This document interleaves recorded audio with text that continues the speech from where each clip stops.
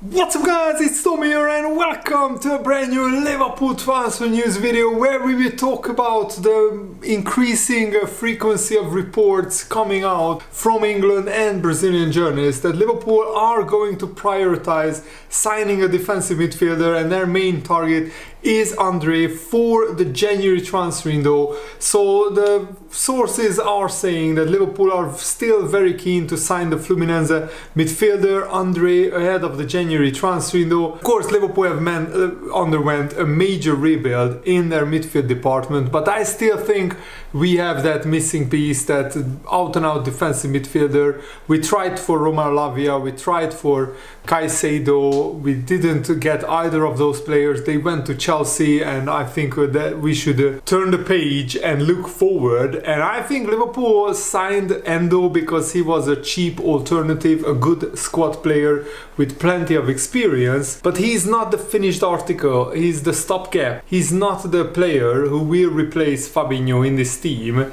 and I think Liverpool still have a small hole in their team when it comes to defending. I think with a stronger defensive midfielder Liverpool would be better, but that player needs to have a brilliant passing range as well, and that's exactly what Andre gives to Liverpool. He has one of the best passing ranges and one of the best pass accuracies in the whole of South American football, and outside of European leagues he's in the top like 1% of passers when it comes to midfielders. And according to multiple sources, Liverpool had a bid turned down from Fluminense for Andre in August, which means that our interest is real and we are still keeping him on our radar. Andre has racked up 48 appearances across all competitions in 2023, scoring once, and the Brazilian season starts in like January and ends in December, and in total he has racked up 156 games in total for his boyhood club Fluminense since making his debut in 2020, which is a lot for a 22-year-old player to play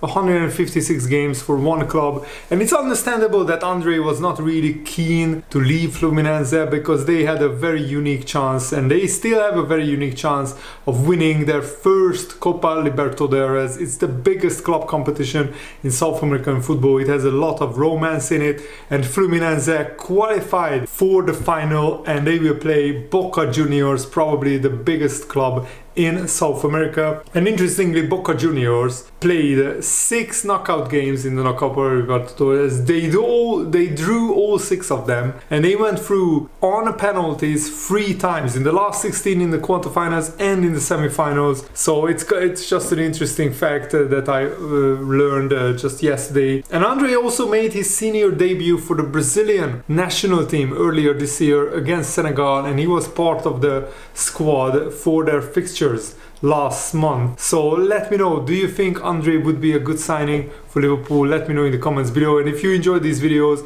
make sure to leave a like and support my Patreon. Link is in the video's description, where you get a lot of great benefits. And Fluminense president Mario Bittencourt has confirmed that Liverpool approached them in the summer. The chief executive of Liverpool himself contacted me directly, he confirmed, and I replied here to him: my friend, I don't send a player now and I don't deliver now. If you want to buy now, then to take the player in January, then we can talk about that. And if you want to wait until December, then we can talk in December as well. Saying this first half, we didn't receive a proposal for him, only inquiries for Andre. We chose not to sell him because we believed that we would reach the final stages of the Copa Libertadores. It was a decision made with sporting ambition in mind.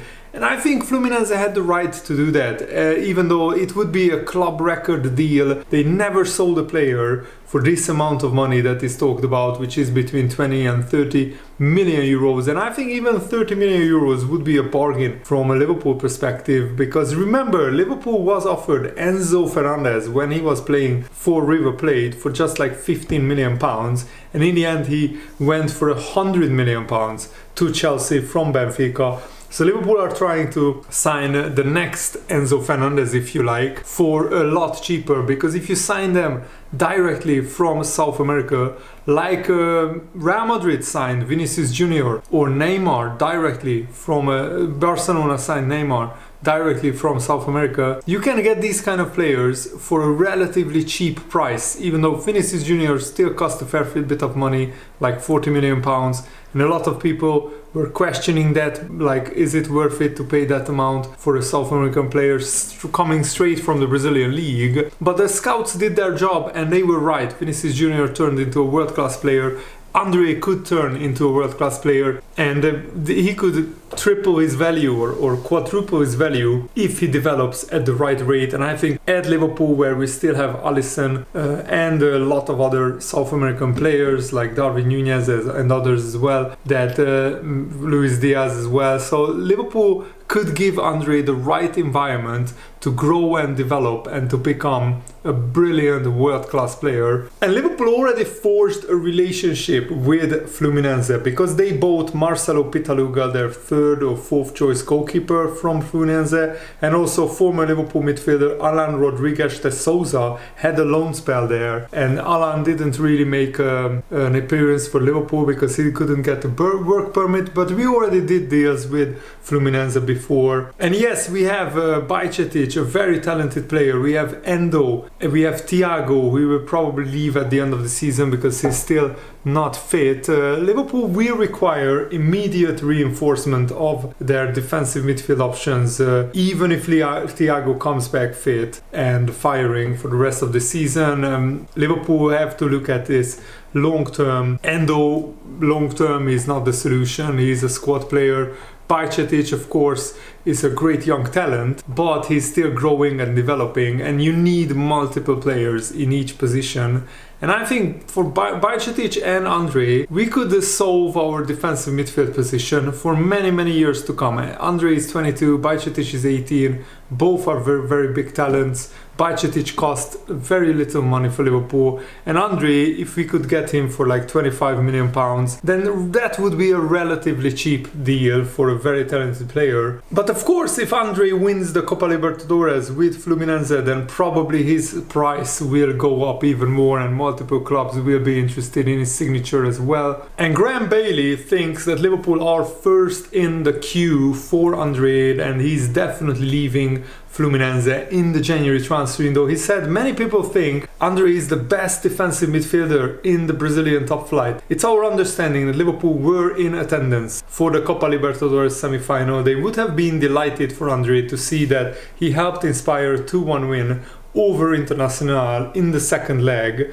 Away from home, he got them through to the final where they will play Boca Juniors. He really is on the agenda at Liverpool for January, and I will be amazed if he doesn't leave Fluminense. Will it be to Liverpool? I think they are first in the queue. He's definitely leaving Fluminense in January, and he may very well be turning up at Anfield. So this is another journalist confirming the transfer rumors that Andre could be a big target for Liverpool in the January transfer window. His pass completion rate ranks in the top 1% in Europe, 93.8%, which is absolutely amazing. And he could unlock Alexis McAllister. He could give Alexis McAllister the freedom to play further forward and have a greater chance of matching the impact he made at Brighton last season. Even in a significant midfield rebuild, which saw 4 players signed this summer, Andre could be the final piece in the jigsaw that should Liverpool manage to bring him in the winter transfer window. I think that would give Liverpool a complete midfield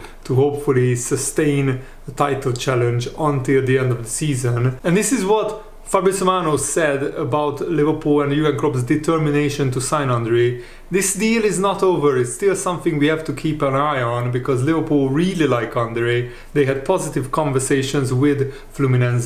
They have good relationships. Fluminense were showing how strong they are in the Brazilian and South American market. As they said, no way the player is leaving in the summer. It was not easy, but I think Liverpool will keep monitoring the player. This is a special player, not a normal player. He's very good, very talented. So Liverpool and other clubs will be interested in Andre, no question. question. And after Liverpool got investment in through selling a portion of Liverpool FC, the announcement that Liberty Equity is investing into Liverpool is positive news. That investment will allow most of Liverpool's bank debt to be cleared at the end of the fiscal season of 2022. The bank debt that Liverpool had was just shy of 160 million pounds, a figure that had likely reduced by 10 or so million pounds more next season, so the 22-20